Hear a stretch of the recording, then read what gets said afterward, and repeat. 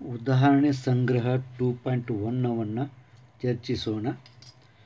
ಅದರಲ್ಲಿ question number 1, ಪೈಥಾಗೋರಸ್ನ ತ್ರಿಕೂಟ ಇದೆ ಅಥವಾ ಇಲ್ಲ, ಕಾರಣ ಸಹಿತ ಬರೆಯಿರಿ.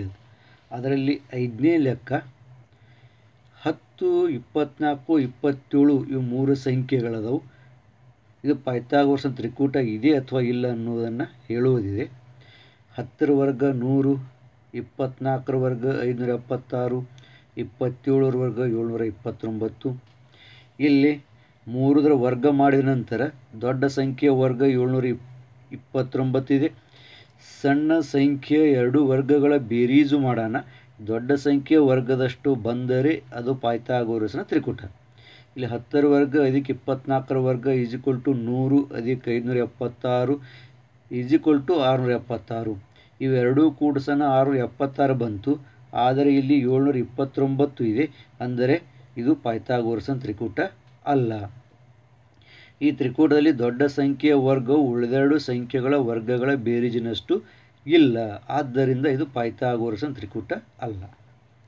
ಇನ್ನು 3ನೇದು ನೋಡ್ರಿ. ಆಕೃತಿಯಲ್ಲಿ ಕೋನ QPR = 90°. QPR ಅಂದರೆ ದೊಡ್ಡ ತ್ರಿಕೋನ, ಅದರಲ್ಲಿ P ಕೋನ 90°. ರೇಖೆ PM ಲಂಬ ರೇಖೆ QR. PM ಲಂಬದ QRಕ್ಕೆ ಮತ್ತು QMR ಅದರ ಅರ್ಥ ಒಂದೇ ರೇಷೆಯ ಮೇಲೆ ಈ ರೀತಿಯಾಗಿ ಇದೆ. PM = 10, PM 10 ಇದೆ. QM = 8, QM 8 ಇದೆ. ಇದರ ಮೇಲಿಂದ QR ತೆಗೆಯಿರಿ, ಅಂದರೆ QRವನ್ನು ತೆಗೆಯಿರಿ. ಇಲ್ಲೇನು ಕಾಣಿಸ್ತದೆ? ದೊಡ್ಡ ತ್ರಿಕೋನ ಕಾಟ್ಕೋನ ತ್ರಿಕೋನದ, ಇದು 90° ಅಂತ ಕೊಟ್ಟಾನ, ಅಂದರೆ 90° ಕೋನದ ಎದುರು ಭುಜ ಕರ್ಣ ಇರ್ತದೆ. QR ಇದು ಕರ್ಣದ, ಅಂದರೆ ಕರ್ಣದ ಮೇಲೆ ಲಂಬ ತೆಗೆದ, ಅಂದರೆ ಭೂಮಿತಿ ಮಧ್ಯದ ಪ್ರಮೇಯ ಬರ್ತದೆ. ಕರ್ಣದ ಮೇಲೆ ಲಂಬ ತೆಗೆದ ಕೋನ QPR = 90°. ಆದ್ದರಿಂದ ತ್ರಿಕೋನ QPR ಇದು ಕಾಟ್ಕೋನ ತ್ರಿಕೋನವಿದೆ, QR ಇದು ಕರ್ಣವಿದೆ. ಇಲ್ಲಿ ರೇಖೆ PM ಲಂಬ ಕರ್ಣ QR, ಕರ್ಣದ ಮೇಲೆ ಲಂಬ ಆಯಿತು. ಆದ್ದರಿಂದ ಭೂಮಿತಿ ಮಧ್ಯದ ಪ್ರಮೇಯ ಪ್ರಕಾರ PM² = QM × MR. PMದ ವರ್ಗ ಅಂದರೆ 10ರ ವರ್ಗ = QM 8 ಕೊಟ್ಟಾನ, ಗುಂಡ್ಲೆ MR ಹಾಗೆ ಇಟ್ನಿ. 10ರ ವರ್ಗ 100, ಇದು 8 ಗುಂಡ್ಲೆದ ಕಡೆ ಬರೋಣ ಭಾಗಿಲೆ ಆಯಿತು, = MR. 100ಕ್ಕೆ 8ರಿಂದ ಭಾಗಾಕಾರ ಮಾಡೋಣ 12.5 ಬರ್ತದೆ. MR = 12.5. ಆದ್ದರಿಂದ QR = QM + MR. QR ತೆಗಿ ಅಂದನ, QM ಕೊಟ್ಟಾನ, MR ಕೊಟ್ಟಿಲ್ಲ. QM ಮತ್ತು MR ಕೊಡ್ಸೋಣ QR ಆಗ್ತದೆ. Therefore QR = QM + MR. ಯಾಕಂದರೆ QMR ಅದ, QMR ಅದು ಒಂದೇ ರೇಷಿಯಲ್ಲಿ ಅದಾವೆ. ಆದ್ದರಿಂದ QR = 8 + 12.5. QR = 20.5. QR = 20.5 ಈ ರೀತಿಯಾಗಿ ಬಿಡಿಸೋದು. ಇದಾದ ನಂತರ 7ನೇ ಲೆಕ್ಕ ನೋಡ್ರಿ. ಕೋನ DFE = 90°. ಇಲ್ಲಿ ನೋಡ್ರಿ, DFE ಅಂದರೆ ಈ F ಕೋನ ಏನಾಯಿತು 90° ಆಯಿತು. DFE = 90°. ರೇಖೆ FG ಲಂಬ ರೇಖೆ ED. FG ಲಂಬ ರೇಖೆ ED ಮೇಲೆ ಲಂಬ ಆಯಿತು. ಅಂದರೆ ದೊಡ್ಡ ತ್ರಿಕೋನ ಕಾಟ್ಕೋನ ತ್ರಿಕೋನವಿದೆ. ಯಾಕಂದರೆ F ಇಲ್ಲಿ 90° ಕೊಟ್ಟಾನ, ಆದರೆ ಎದುರಿನ ಭುಜ ಕರ್ಣ, ಇದು ಕರ್ಣದ ಮೇಲೆ ಇದು ಲಂಬ ಆಯಿತು. ಶಿರೋಬಿಂದುವಿನ ಲಂಬ, ಶಿರೋಲಂಬ. GD = 8, ಇಲ್ಲಿ 8 ಬರ್ತದೆ GD. FG = 12, FG 12 ಬರ್ತದೆ. ಇದ್ದಾಗ EG ತೆಗೆಯಿರಿ, EG ಇದನ್ನು ತೆಗೆಯೋದು. FD ತೆಗೆಯಿರಿ, FD ಈ ಭುಜವನ್ನು ತೆಗೆಯೋದು. EF ತೆಗೆಯಿರಿ, EF ಈ 3 ಭುಜವನ್ನು ತೆಗೆಯೋದು. ಈಗ ನೋಡ್ರಿ, ತ್ರಿಕೋನ DEFದಲ್ಲಿ ಇಲ್ಲಿ ನೋಡ್ರಿ, ತ್ರಿಕೋನ DEFದಲ್ಲಿ ಕೋನ DFE = 90°. ಕೋನ DEFದಲ್ಲಿ ಕೋನ DFE 90°. ಇದು 90° ಇರುವುದರಿಂದ ಇಲ್ಲಿ ನೋಡ್ರಿ, GF² = EG × GD ಅಂದರೆ ಭೂಮಿತಿ ಮಧ್ಯದ ಪ್ರಮೇಯ. GF² ಅಂದರೆ ಇದು ಶಿರೋಲಂಬದ ವರ್ಗ, ಇವು ಏನಿರ್ತವೆ ಅದರ ಮೇಲೆ ಕರ್ಣ ಇರ್ತದೆ, ಕರ್ಣದ ಎರಡು ಭಾಗದ ಗುಣಾಕಾರದ ಇರ್ತವೆ. GF² = EG into GD. ಇಷ್ಟಾದ ನಂತರ therefore 12² GF ಕೊಟ್ಟಾನ 12, 12² = EG ಇಂಟು GD ಕೊಟ್ಟಾನ 8, 12 ವರ್ಗ 144 EG ಇಂಟು 8, EG = 144, 8 ಗುಂಡ್ಲೇದ ಈ ಕಡೆ ಭಾಗಲೆ ಇಲ್ಲಿ ಭಾಗಲೆ ಆಗಿರ್ತದೆ 8, EG = 18, 144 8ರಲ್ಲಿ ಭಾಗ ಮಾಡಿ 18 ಬಂತು. ಆದ್ದರಿಂದ EG ಎಷ್ಟು ಬರ್ತಪ್ಪ ಅಂದ್ರೆ 18. ಇನ್ನು ತ್ರಿಕೋನ ತ್ರಿಕೋನ DGFದಲ್ಲಿ DGF ಈ ಚಿಕ್ಕ ತ್ರಿಕೋನ DGFದಲ್ಲಿ ಇದು ಶಿರೋಲಂಬ ಅಂದರೆ G ಕೋನ 90 ಅಂಶ ಆಯಿತು. ಅಂದರೆ ಏನಾಯಿತು, ಕೋನ DGF 90 ಅಂಶ, therefore DF². ಮತ್ತಿಲ್ಲಿ ಏನಾಯಿತು, ಇಲ್ಲಿ 90 ಅಂಶ 90 ಅಂಶ ಎದುರಿನ ಭುಜ DF ಇದು ಕರ್ಣ ಆಯಿತು. ಇವೆರಡೂ ಅದಾದ 12 8 ಅಂದರೆ ಕರ್ಣ ತೆಗಿಲ ಬರ್ತದೆ. ಇದರ ಸಹಾಯದಿಂದ ತೆಗಿಲ ಬರ್ತದೆ ಪೈಥಾಗೋರಸ್ ಪ್ರಮೇಯ ಪ್ರಕಾರ. therefore DF² = GD² + GF². therefore FD² = FD² ಅಂದರೆ DF ಅಂದ್ರೆ FD ಎರಡು ಅದೇ ಉದ್ದದ, FD DF ಎರಡು ಅದೇ. FD² = GDದು 8 ಕೊಟ್ಟಾನ 8² ಪ್ಲಸ್ GFದು 8 ಕೊಟ್ಟಾನ 12 ಕೊಟ್ಟಾನ 12². FD² = 8 ವರ್ಗ 64 ಅಧಿಕ 12 ವರ್ಗ 144. therefore FD² = 708 ಬಂತು. ಎರಡೂ ಬದಿಗೆ ವರ್ಗಮೂಲ ಮಾಡ್ತೀನಿ. FD² ಏನಾಯಿತು, FD ಆಯಿತು. FD = 708 ಯಾವುದೇ ಸಂಖ್ಯೆ ವರ್ಗ ಸಂಖ್ಯೆ ಅಲ್ಲ, ಅದಕ್ಕೆ ಅದನ್ನು ವರ್ಗಮೂಲ ಚಿಹ್ನೆದಾಗ ಇಟ್ಟಿನಿ 708. therefore FD = 26 708. therefore FD ಅವಯವ ತೆಗೆದ್ನಿ ಮತ್ತು 26 ಹೊಡಿತೀನಿ 13 26, 8ದ ಅವಯವ ತೆಗಿತೀನಿ 4 8. FD = 13ಕ್ಕೆ 13 ಹಾಗೆ ಇಟ್ನಿ. ಇವು 2 × 2 ಅಂದರೆ 4 ಆಯಿತು, ಈ 4ಕ್ಕೆ 4. FD = 4ರ ವರ್ಗಮೂಲ 2 ಹೊರಗೆ ಬಂತು, ಮತ್ತು 4 ವರ್ಗಮೂಲ 2 ಮತ್ತು ಹೊರಗೆ ಬಂತು. 13 ಯಾವುದೇ ಸಂಖ್ಯೆ ವರ್ಗ ಸಂಖ್ಯೆ ಇಲ್ಲ, ಅದು ವರ್ಗಮೂಲ ಚಿಹ್ನೆದಲ್ಲೇ ಉಳಿಯಿತು. therefore FD = 2 2 4 ಅಂದರೆ 4√13. ಇದಾದ ನಂತರ EF² EF ಇಲ್ಲಿ ಆಕೃತಿಯಲ್ಲಿ ನೋಡ್ರಿ EF ತೆಗೆದದ. EF ತೆಗೆದಂದಕ್ರೆ ಇದು 12 ತೆಗೆದಿದ್ದೀವಿ, EGನೂ ತೆಗೆದಿದ್ದೀವಿ. EG ಎಷ್ಟು ಬಂದದ, 18 ಬಂದದ. EG 18 ಬಂದದ, EGನೂ ತೆಗೆದಿದ್ದೀವಿ. ಹೌದು, EG 18 ಬಂದದ, EGನೂ ಆಯಿತು, ಅದು ಅಲ್ಲದೆ GFನೂ ಆಯಿತು. ಅಂದರೆ EF ಇದೇನೈತಿ ಇಲ್ಲಿ ಕರ್ಣ ಯಾಕಂದರೆ 90 ಅಂಶ ಅದ. ಮತ್ತು ಪೈಥಾಗೋರಸ್ನ ಪ್ರಮೇಯ ಪ್ರಕಾರ EF² = EG² + GF². EF² = EG 18 ಅದ, 18ರ ವರ್ಗ, EG ನಾವು ತೆಗೆದಿದ್ದೀವಿ, ಪ್ಲಸ್ GF 12 ಅದ, 12ರ ವರ್ಗ. therefore EF² = 18ರ ವರ್ಗ 324 ಅಧಿಕ 12ರ ವರ್ಗ 144. EF² = 468. ಇವೆರಡು ಬೇರೀಸ್ ಮಾಡೋಣ 468. EF = 468. ಎರಡು ಬದಿ ವರ್ಗಮೂಲ ಮಾಡಿದ್ದೇವೆ. EF² ವರ್ಗಮೂಲ EF ಆಯಿತು. 468 ಯಾವುದೇ ಸಂಖ್ಯೆಯ ವರ್ಗ ಸಂಖ್ಯೆ ಅಲ್ಲ, ಅದಕ್ಕೆ ಇದನ್ನು ವರ್ಗಮೂಲ ಚಿಹ್ನೆಯಲ್ಲಿ ಇಟ್ಟಿನಿ. EF = ಇದರ ಅವಯವ ತೆಗಿತೀನಿ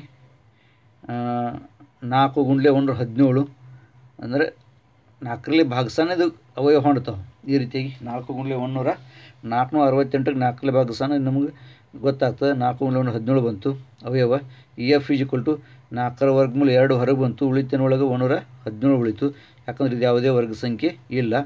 EF = 2 ಹೊರಗೆ ಇಟ್ಟಿನಿ, ಹಾಗೆ 13 9 117 ಮತ್ತು 117 ಅವಯವ ತೆಗೆದ್ನಿ 13 9 ಬಂತು. EF = 2 ಇಟ್ನಿ, 9ರ ವರ್ಗಮೂಲ 3, ಇಲ್ಲಿ 3 ಬಂತು, ಗುಂಡ್ಲೆ 3 ವರ್ಗಮೂಲ ಚಿಂದ 13 ಹಾಗೆ ಉಳಿತು.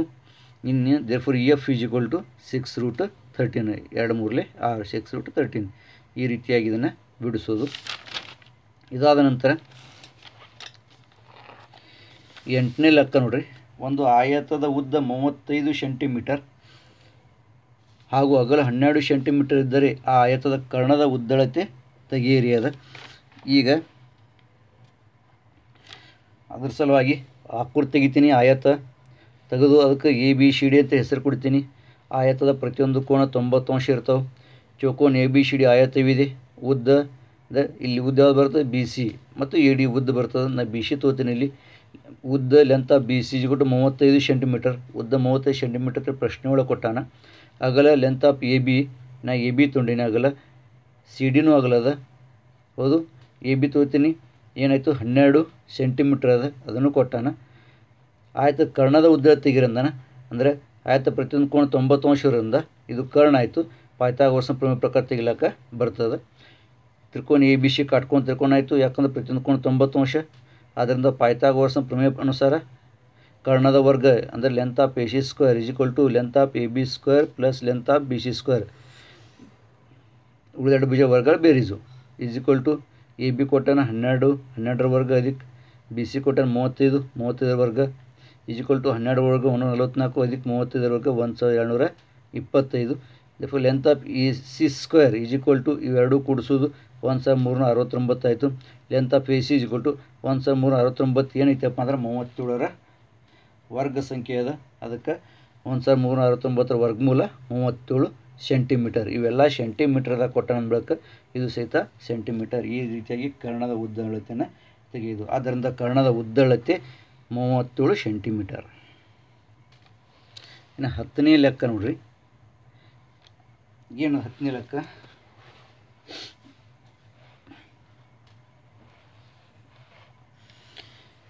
ರಸ್ತೆ ಎರಡೂ ಬದಿಗಿರುವ ಕಟ್ಟಡಗಳ ಗೋಡೆಗಳು ಒಂದಕ್ಕೊಂದು ಸಮಾಂತರ ಇರುತ್ತವೆ.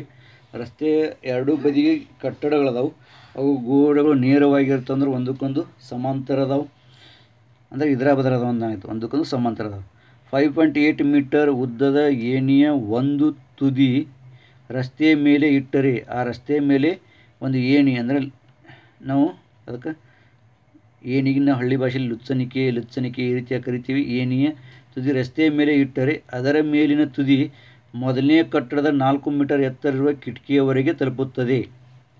ಅದೇ ಸ್ಥಳದಲ್ಲಿ ಏಣಿಯನ್ನು ಇರಿಸಿ ರಸ್ತೆಯ ಎರಡನೇ ಬದಿಗೆ ಹೊರಳಿಸಿದರೆ ಅದರ ಮೇಲಿನ ತುದಿ ಎರಡನೇ ಕಟ್ಟಡದ 4.2 ಮೀಟರ್ ಎತ್ತರ ಇರುವ ಕಿಟಕಿಯವರೆಗೆ ತಲುಪುವುದು. ಹಾಗಾದರೆ ರಸ್ತೆಯ ಅಗಲ ತೆಗೆಯಿರಿ ಅಂದಾನೆ. ಈ ಪ್ರಶ್ನೆಯ ಪ್ರಕಾರ ನಾವು ಆಕೃತಿಯನ್ನು ತಗೊಳ್ಳೋದು, ಆವಾಗ ನಮಗೆ ಈ ಪ್ರಶ್ನೆಯ ಉತ್ತರವನ್ನು ತೆಗಿಲಿಕ್ಕೆ ಸರಳ ಆಗ್ತದೆ. ಎರಡು ಬದಿ ಕಟ್ಟಡಗಳ ಗೋಡೆಗಳದವು, ಅವು ಒಂದಕ್ಕೊಂದು ಸಮಾಂತರ ಅದಾವೆ. ಒಂದೆರಡು ರೇಷೆಯನ್ನು ತೆಗೆದು ಸಮಾಂತರ ರೇಷೆ ಎ ಬಿ ಇದೊಂದು ಗೋಡೆ, ಸಿ ಡಿ ಇದೊಂದು ಗೋಡೆ. ರೇಖೆ ಎ ಬಿ ಮತ್ತು ಸಿ ಡಿಯು ಒಂದಕ್ಕೊಂದು ಸಮಾಂತರ ಕಟ್ಟಡದ ಗೋಡೆಗಳಿವೆ, ಕಟ್ಟಡ ಗೋಡೆಗಳು. ಆ್ಯಂಡ್ ಇಲ್ಲೇನೈತಿ ಪಿ ಕ್ಯೂ ಇದು ಏಣಿ ಅಥವಾ ಲುಚ್ಚನಿಕೆ. ಪಿ ಕ್ಯೂ ಇದು ಏಣಿ ಒಮ್ಮೆ ಈ ಕಡೆ ಕಟ್ಟಡಕ್ಕೆ ತಂದು ನಿಂಡಿಸ್ಯದ, ಒಮ್ಮೆ ಅದೇ ಹೊಳಿಸಿ ಈ ಕಡೆ ಕಟ್ಟಡಕ್ಕೂ ಹೊಳೆ ನಿಂಡಿಸ್ಯದ. ಅದೇ ಹೊಳ್ಳಿ ನಿಂಡಿಸಿದ್ರಿಂದ ಇದ್ರದ್ದು 5.8 ಬರೋದು, ಇದು 5.8 ಬರೋದು. ಇದು ಎರಡು ಲುಚ್ಚನಿಕೆ ಅವೇ ಅದಾವೆ ಒಮ್ಮೆ ಈ ಬಿಲ್ಡಿಂಗ್ಗೆ. ಮತ್ತು ಅದನ್ನು ರೇಖೆ ಎ ಬಿ ಸಮಾಂತರ ರೇಖೆ ಸಿ ಡಿ, ಎ ಬಿ ಸಮಾಂತರ ರೇಖೆ ಸಿ ಡಿ, ಯಾಕೆ ಎರಡು ಬಿಲ್ಡಿಂಗ್ಗಳು ಸಮಾಂತರ ಅದಾವೆ. ತ್ರಿಕೋನ ಆರ್ ಬಿ ಪಿಯಲ್ಲಿ ನೋಡಿರಿ, ಆರ್ ಬಿ ಪಿ ಇಲ್ಲಿ 90 ಅಂಶ, ಎರಡು ರೇಷೆಗಳು ಸಮಾಂತರ ಇದ್ದು ಅಂದರೆ ಇಲ್ಲಿ 90 ಅಂಶ ಇರಲಿಕ್ಕೆ ಬೇಕು. ಕೋನ್ ಬಿ ಈಸ್ ಈಕ್ವಲ್ ಟು 90 ಅಂಶ.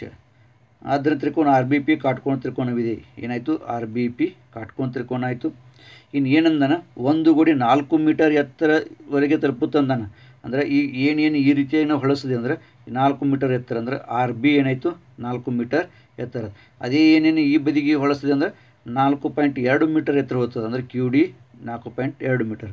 ಇನ್ನು ಪೈಥಾಗೋರಸನ ಪ್ರಮೇಯ ಅನುಸಾರವಾಗಿ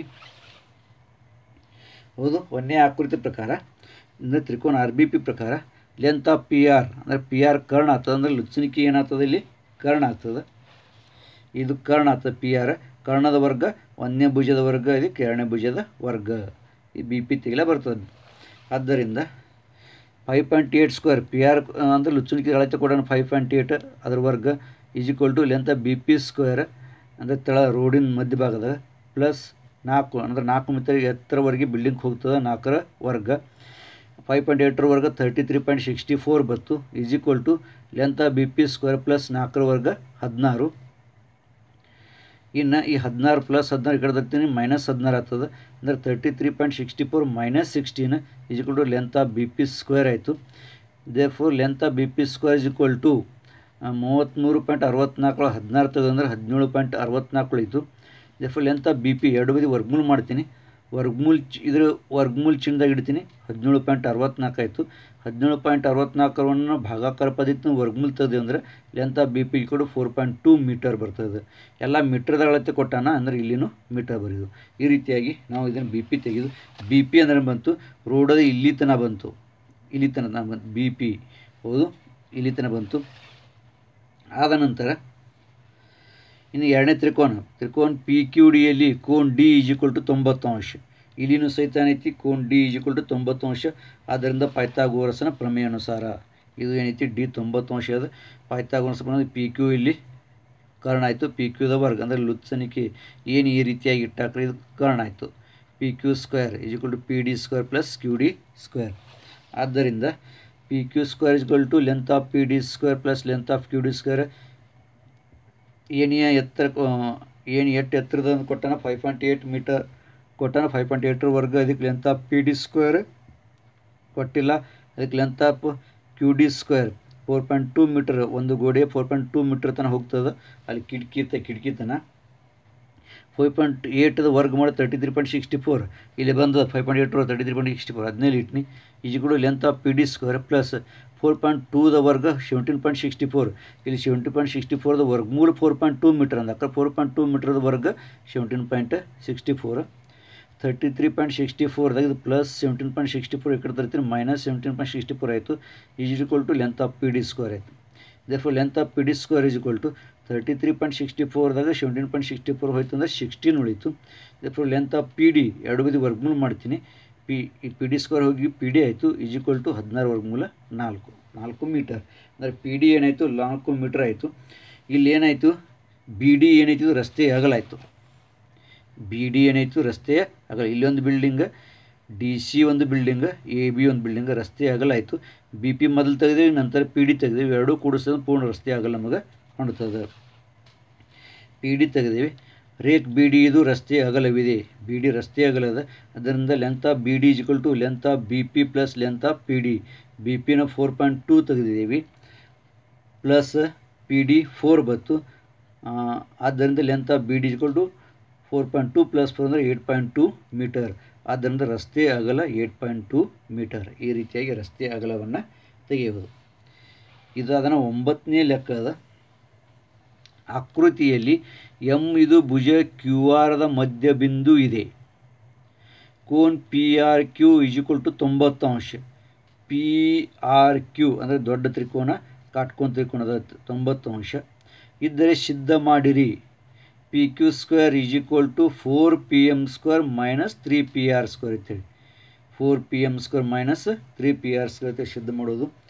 ತ್ರಿಕೋನ ಪಿ ಆರ್ ಕ್ಯೂದಲ್ಲಿ ಪಿ ಆರ್ ಕ್ಯೂ ಈ ದೊಡ್ಡ ತ್ರಿಕೋನದಲ್ಲಿ ಕೋನ್ ಆರ್ 90° ಅದ. ಅಂದರೆ ಕೋನ್ ಪಿ ಆರ್ ಕ್ಯೂ = 90°. 90°ರಿಂದ ಇದು ಕಾಟ್ಕೋನ ತ್ರಿಕೋನ ಆಯಿತು. ಅದಕ್ಕೆ ಕರ್ಣದ ವರ್ಗ ಏನೈತಿ ಕರ್ಣ ಪಿ ಕ್ಯೂ ಸ್ಕ್ವೇರ್ = 1ನೇ ಭುಜದ ವರ್ಗ pr² plus R Q square. ಯಾಕೆ ಪೈಥಾಗೋರಸನ ಪ್ರಮೇಯ ಪ್ರಕಾರ ಈ ದೊಡ್ಡ ತ್ರಿಕೋನ ಆಯಿತು. ಇನ್ನು ಈ ತ್ರಿಕೋನ ಪಿ ಆರ್ ಎಮ್ದಲ್ಲಿ ಮತ್ತು 90° ಅಂದರೆ ಇದನ್ನು ಸಹಿತ ನಮ್ಮ ಪೈಥಾಗೋರಸನ ಪ್ರಮೇಯ ಉಪಯೋಗಿಲಿ. ಆ ಥರ ತ್ರಿಕೋನ ಪಿ ಆರ್ ಎಮ್ದಲ್ಲಿ ಕೋನ್ ಪಿ ಆರ್ ಎಮ್ 90° ಅದ. ಆದ್ದರಿಂದ P M square = pr² plus R M square. ಇಲ್ಲಿ ನೋಡಿರಿ ಇದು ಕರ್ಣ ಆಯಿತು. P M square = pr² plus R M square. ಹೌದು ಪೈಥಾಗೋರಸ್ ಪ್ರಮೇಯ ಅನುಸಾರ. ಆದರೆ ಆರ್ ಕ್ಯೂ = 2rm. ಯಾಕೆ 2rm ಅಂದರೆ ಇಲ್ಲಿ ಆಕೃತಿ ಒಳಗೆ ಏನು ಮಾಡ್ಯಾನಪ್ಪ ಅಂದ್ರೆ ಎರಡು ರೇಷನ್ ತೋರಿಸ ಅಂದರೆ ಎರಡೂ ಏಕರೂಪದ ಆರ್ ಎಮ್ ಮೆಟ್ಟದಟ್ಟೆ ಎಮ್ ಕ್ಯೂ ಅದ ಏಕರೂಪ ತೋರಿಸ್ಯಾನ. ಅದ್ರ ಮ್ಯಾಗಿಂದ ನಮಗೆ ಏನು ಮಾಡ್ಲಾ ಬರ್ತಂದ್ರೆ ಆರ್ ಕ್ಯೂ ಇದು ಆರ್ ಕ್ಯೂ ಅಂದರೆ ಪೂರ್ಣ ಉದ್ದ. ಈ ಆರ್ ಕ್ಯೂ ಇದೇನೈತಿ ಆರ್ ಎಮ್ ಅದ ಡಬಲ್ ಅದ. ಇಲ್ಲಿ ಏಕರೂಪ ತೋರಿಸ್ಯಾನ ಆರ್ ಕ್ಯೂ ಆರ್ ಎಮ್ ಅದ ಡಬಲ್ ಅದ. ಆದ್ದರಿಂದ ನೋಡಿರಿ P M square = pr² plus R M square ಬಂದದ. ಆದರೆ ಆರ್ ಕ್ಯೂ = 2rm. ಆದ್ದರಿಂದ ಆರ್ ಎಮ್ = 2 ಇದು ಗುಣಾಕಾರ ಭಾಗಲೇ ಆಗ್ತದೆ. ಆರ್ ಕ್ಯೂ ಅಪಾನ್ 2 ಆಗ್ತದೆ. ಆರ್ ಕ್ಯೂ ಅಪಾನ್ 2 ಅಂದರೆ 1/2 ಆರ್ ಕ್ಯೂ. ಹೌದು ಅಂದರೆ 1/2 ಅಂದರೆ ಅಂಶ ಗುಣಾಕಾರ ಮಾಡಿದ್ರೆ ಮತ್ತು ಆರ್ ಕ್ಯೂ ಅಪಾನ್ 2 ಆಗ್ತದೆ. ಅಂದರೆ 1/2 ಆರ್ ಕ್ಯೂ ಆಯಿತು. ಇದು ವಿಧಾನ 3 ಅಂತೀನಿ. ವಿಧಾನ 3ರ ಬೆಲೆ ಸಮೀಕರಣ 2ರಲ್ಲಿ ತುಂಬಲಾಗಿ ಈ 3ರ ಬೆಲೆಯಲ್ಲಿ 2ದಾಗ ತುಂಬ್ತೀನಿ.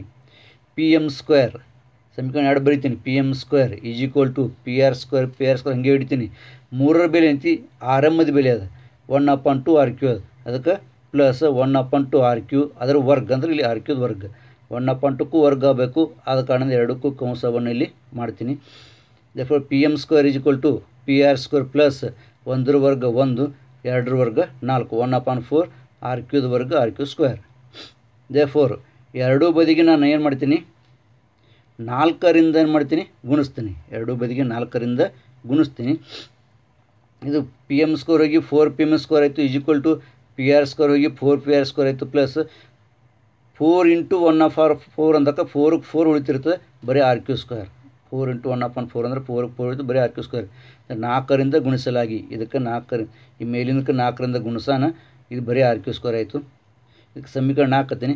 ಸಮೀಕರಣ 4ರಲ್ಲಿ ಸಮೀಕರಣ 1 ಕಳೆಯಲಾಗಿ ಸಮೀಕರಣ 1 ಏನು ಸಮೀಕರಣ 1 ಅಂದಾಕ್ರೆ ಸಮೀಕರಣ 1 P Q square is to P R square plus R Q square. ಮೊದಲು ಎರಡು ಬದಿ ಕಳೆದು ಸಮೀಕರಣ 4 ಅಂದರೆ 4ನೇ ಬರ್ತೀನಿ. 4 PM square minus P Q square ಅಂದರೆ ಪಿ ಕ್ಯೂ ಸ್ಕ್ವೇರ್ ಎಡಬದಿ ಕಳೆದಿನಿ is equal to 4 PR square plus R Q square ಇದ್ರದ್ದು ಬರ್ದಿನಿ. 4ನೇ ಸಮೀಕರಣ ಮೈನಸ್ 1ನೇ ಸಮೀಕರಣ P R square plus R Q square ಇವು ಎರಡೂ ಕಳಿಬೇಕು, ಅದಕ್ಕೆ ಕೌನ್ಸ್ ಹೊಡಿತೀನಿ, ಇಲ್ಲಿ ಮೈನಸ್. ಹೌದು. therefore 4 PM square minus P Q square is equal to 4 PR square plus R Q square. ಆಗ ನಾನು ಕೌನ್ಸ್ ಬಿಡಿಸ್ತೀನಿ, ಇದು ಮೈನಸ್ ಪಿ ಆರ್ ಸ್ಕ್ವೇರ್ ಆಯಿತು, ಇದು ಸಹಿತ plus into minus R Q square ಆಯಿತು. therefore 4 PM square minus P Q square is equal to 4 PR square. ಆದ ನಂತರ minus P R square, ಯಾಕಂದರೆ ಇದು ಪ್ಲಸ್ ಆರ್ ಕ್ಯೂ ಸ್ಕ್ವೇರ್ ಅದ, ಇದು ಮೈನಸ್ ಆರ್ ಕ್ಯೂ ಸ್ಕ್ವೇರ್ ಅದ, ಹೋಯಿತು ಏನುಳಿತು ಮೈನಸ್ ಪಿ ಆರ್ ಸ್ಕ್ವೇರ್ ಅಷ್ಟೇ ಉಳಿತು. therefore 4 PM square minus P Q square is equal to 4 PR ಸ್ಕ್ವೇರ್ದಾಗ 1 PR ಸ್ಕ್ವೇರ್ ಕಳಿತೀನಿ, 3 PR ಸ್ಕ್ವೇರ್ ಆಯಿತು. therefore 4 PM square minus 3 PR square ಇದು ಪ್ಲಸ್ ಬರೀ 3 PR ಸ್ಕ್ವೇರ್ ಅಂದರೆ ಪ್ಲಸ್ ಅದ, ಈ ಕಡೆ ಥರನ ಮೈನಸ್ ಆಯಿತು. 4 PM square minus 3 PR square is equal to minus P Q square ಅದ, ಈ ಕಡೆ ಬರೋಣ ಬರೀ ಪಿ ಕ್ಯೂ ಸ್ಕ್ವೇರ್ ಆಯಿತು. therefore ಇದನ್ನೇ ಹಳೆ ಶೈಲಿ ಹಿಡಿತೀನಿ. ಪಿ ಕ್ಯೂ ಸ್ಕ್ವೇರ್ ಇಸ್ಕೊಂಡು 4 PM square minus 3 PR square. ಇದನ್ನು ಸಿದ್ಧ ಮಾಡೋದಾನ, ಇದನ್ನು ಸಿದ್ಧ ಮಾಡೋದು. 6ನೇ ಲೆಕ್ಕ ನೋಡ್ರಿ.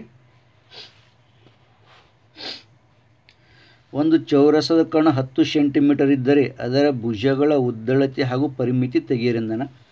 ಚೌರಸ್ ತೆಗೆದು ಎ ಬಿ ಸಿ ಡಿ ಅಂತ ಹೆಸರಿಟ್ಟಿನಿ. ಕರ್ಣ ಇಲ್ಲಿ ಎ ಸಿ ಆಯಿತು 10 ಸೆಂಟಿಮೀಟರ. ಹೌದು. ಭುಜಗಳ ಉದ್ದಳತೆ ಮತ್ತು ಪರಿಮಿತಿ. ಚೌಕೋನ ಎ ಬಿ ಸಿ ಡಿ ಚೌರಸದ ಮತ್ತು ತ್ರಿಕೋನ ಎ ಡಿ ಸಿಯಲ್ಲಿ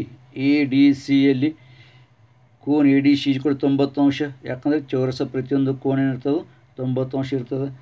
ಕೋನ ಎ 45 ಅಂಶ, ಕೋನ ಸಿ 45 ಅಂಶ. ಕೋನ ಏನು 45 ಅಂಶ ಆಗ್ತದೆ, ಕೋನ ಸಿನೂ 45 ಅಂಶ ಆಗ್ತದೆ. ಯಾಕಂದರೆ ಚೌರಸದಲ್ಲಿ ಸಮ್ಮುಖ ಕೋನಗಳಿನದ ಪರಸ್ಪರ ದ್ವಿಭಾಗಿಸ್ತಾವೆ. ಅಂದರೆ 90 ಅಂಶ ಹೋಗಿ 45 ಅಂಶ 45 ಅಂಶ ಈ ರೀತಿಯಾಗಿ ಆಗುವುದು.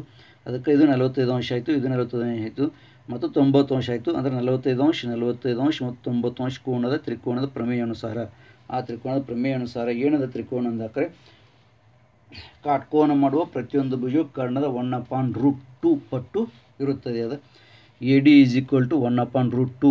ಎ ಸಿ ಏನು ಕರ್ಣ A C. A D is equal to 1/√2 into A C 10 ಅದ.